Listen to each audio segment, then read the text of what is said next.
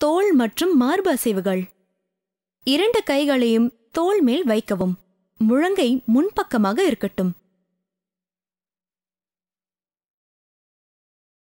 மூச்சை உள்ளிழுத்து முழங்கையை தூக்குங்கள்.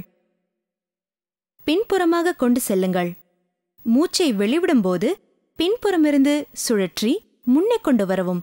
2 கைமுட்டிகளையும் முன்புறத்தில் வருமாறு செய்யுங்கள். இந்த பயிற்சியை 5 முறை செய்யுங்கள். ஆன்டி கிளாக் வைஸில் 5 முறை செய்யவும்.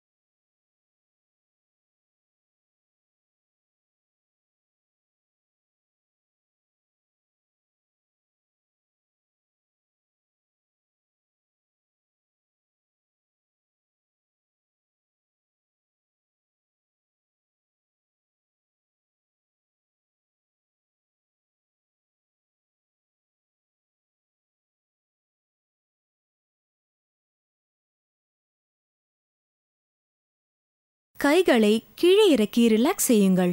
ரிலாக்ஸ் செய்யும்போது உடம்பு தளர்ந்துவிடும்.